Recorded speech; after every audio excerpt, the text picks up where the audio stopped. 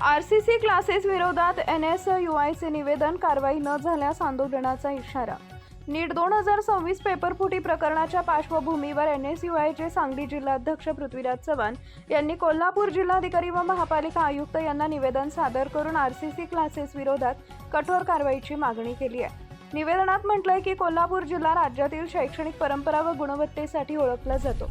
मात्र नीट 2026 पेपरफुटी प्रकरणात आरसीसी क्लासेसशी संबंधित नावं समोर आल्यानं विद्यार्थी, पालक आणि नागरिकांमध्ये संभ्रम व नाराजीचं वातावरण निर्माण झालंय। या प्रकरणाची सखोल चौकशी होऊन दोषींवर कठोर कारवाई करण्यात यावी अशी मागणी करण्यात आली आहे। एनएसयूआयच्या वतीनं संबंधित क्लासेसच्या कार्यपद्धतीची चौकशी करणे, नव्या प्रवेश प्रक्रियेवर तात्पुरती स्थगिती देणे, विद्यार्थ्यांच्या हिताचं संरक्षण करणे आणि आर्थिक व्यवहारांची तपासणी करणे यांसह विविध मागण्या प्रशासनाकडे करण्यात आल्या। तसेच विद्यार्थ्यांचे शैक्षणिक नुकसान होणार नाही यासाठी आवश्यक ती उपाययोजना करण्याचीही मागणी करण्यात आली आहे। दरम्यान पुढील 2 दिवसात मागण्यांबाबत ठोस निर्णय न झाल्यास 19 जून 2026 रोजी कोल्हापूर इथं विद्यार्थी व युवा सामाजिक संघटनांच्या माध्यमातून आरसीसी क्लासेस समोर आंदोलन करण्यात येईल असा इशारा एनएसयूआयने दिला आहे।